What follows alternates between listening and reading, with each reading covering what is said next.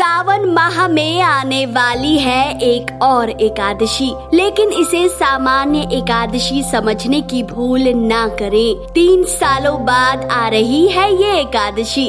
अधिक मास पड़ने के कारण इस बार बन रहा है महादुर्लभ संयोग। अधिक मास के शुक्ल पक्ष की 11 तिथि को आने वाली ये एकादशी पद्मिनी एकादशी कहलाती है। नारद पुराण में इसे कमला एकादशी, पुरुषोत्तमी एकादशी भी कहा जाता है। ज्येष्ठा नक्षत्र और 2 शुभ योगों में इस बार मनाई जाएगी पद्मिनी एकादशी। ब्रह्म योग में प्रातः काल सुबह 9:34 पर प्रारंभ होने वाला है इंद्र योग। उसके बाद सुबह से लेकर रात 11:35 तक ज्येष्ठ नक्षत्र और मूल नक्षत्र का योग बन रहा है। आपको बता दें कि इस साल अधिक मास और मलमास पड़ने के कारण सभी मांगलिक कार्य वर्जित हो गए हैं। 18 जुलाई से अधिक मास या मलमास प्रारंभ हो चुका है। ऐसे में भले ही आप मांगलिक कार्य ना करें, लेकिन धर्म, ध्यान, जप, तप का महत्व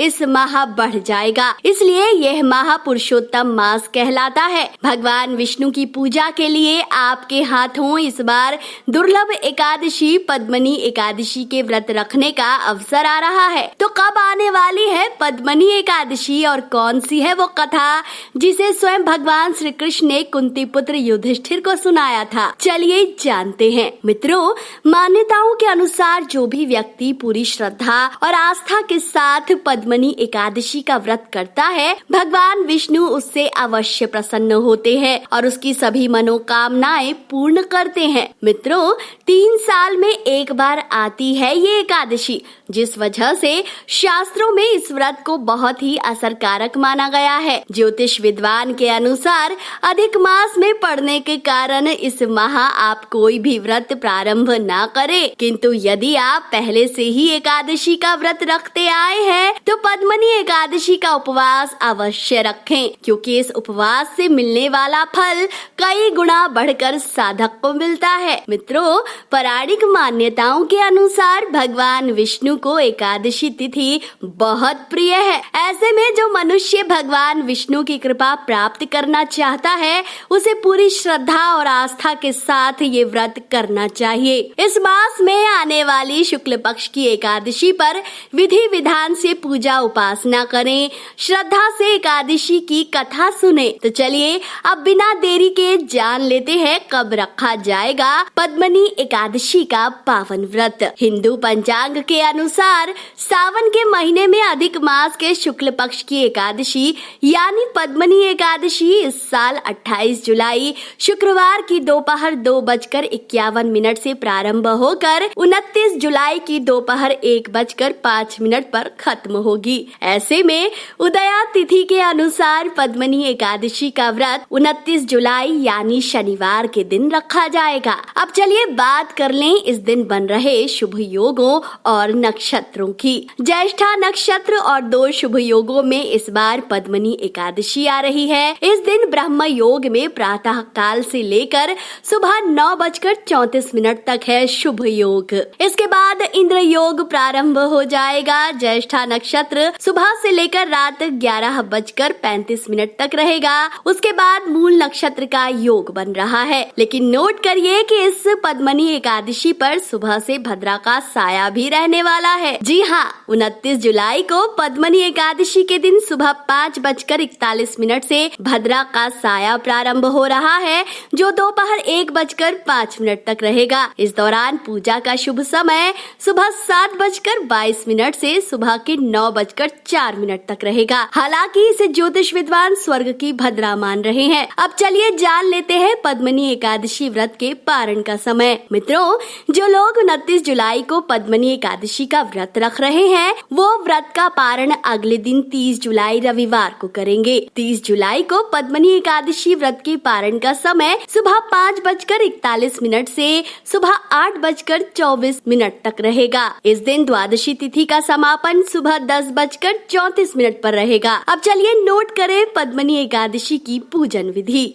पद्मनी एकादशी का व्रत करने के लिए आपको दशमी तिथि से ही तैयार रहना होगा। दशमी तिथि के दिन सूर्यास्त के पश्चात भोजन ग्रहण नहीं करें। ध्यान रखें, पद्मनी एकादशी के दिन सूर्योदय से पूर्व उठकर स्नान करके स्वच्छ वस्त्र धारण करें। घर के पूजा कक्ष को स्वच्छ रखें। पूजा कक्ष में पूर्व दिशा की ओर मुख करके बैठ जाएं। पूजा स्थल पर एक लकड़ी की चौकी रखें। उस पर थोड़ा सा गंगा जल छिड़क कर उसे शुद्ध करें। तत्पश्चात चौकी पर पीले रंग का कपड़ा बिछाकर स्वास्तिक का चिन्ह बनाएं और उसके ऊपर भगवान विष्णु की मूर्ति स्थापित करें।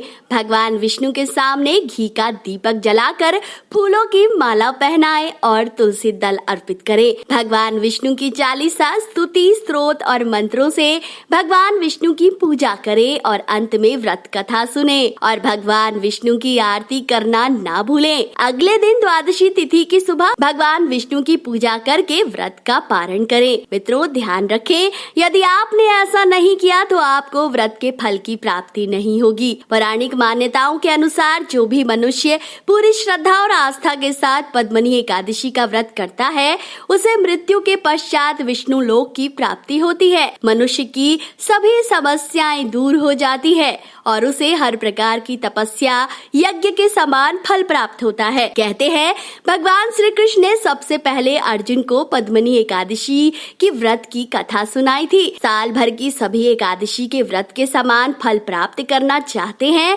तो पद्मनी एकादशी की कथा अवश्य सुने। कहते हैं धर्मराज युधिष्ठिर ने अधिक मास के शुक्ल पक्ष में आने वाली एकादशी का नाम और उसकी पूजा विधि के बारे में विस्तार से भगवान श्री कृष्ण से पूछा था। तब भगवान श्री कृष्ण ने कहा था, हे राजन, अधिक मास में शुक्ल पक्ष में जो एकादशी आती है वह पद्मनी यानी कमला एकादशी कहलाती है। यूं तो प्रत्येक वर्ष 24 एकादशियां होती है, लेकिन अधिक मास या मलमास में इनकी संख्या 26 हो जाती है। जो 2 एकादशियां इस माह में बढ़ जाती हैं, उसे शुक्ल पक्ष की पद्मनी एकादशी और कृष्ण पक्ष की परमा एकादशी के नाम से जाना जाता है। ऐसा कहकर भगवान श्री कृष्ण अर्जुन से इस व्रत की संपूर्ण कथा सुनाते हैं। आप ध्यान पूर्वक कथा सुने। भगवान श्री कृष्ण कहते हैं कि त्रेता युग में हैयक नामक राजा के वंश में कीर्तवीर्य नाम का राजा महिष्मति रहता था। वह पुरी में राज्य करता था। राजा की 1000 परम प्रिय स्त्रियां थी, लेकिन उनमें से किसी की कोई संतान नहीं थी। कहते हैं परेशान राजा ने देवता पितृ सिद्ध चिकित्सकों से पुत्र प्राप्ति के लिए काफी प्रयत्न किए, लेकिन सब व्यर्थ रहे। तब राजा ने तपस्या करने का निश्चय किया। कहते हैं महाराज के साथ उनकी परम प्रिय रानी पद्मिनी साथ वन में जाने को तैयार हो गई। दोनों राजसी वेश त्याग कर गंधमादन पर्वत पर तपस्या करने चले गए। कहते हैं राजा और रानी ने उस पर्वत पर 10,000 वर्ष तक तप किया, परंतु फिर भी पुत्र प्राप्ति न हुई। अंत में पतिव्रता रानी पद्मिनी को हताश देखकर देवी अनसुईया ने कहा, 12 मास से अधिक महत्वपूर्ण मलमास होता है जो 32 मास पश्चात आता है।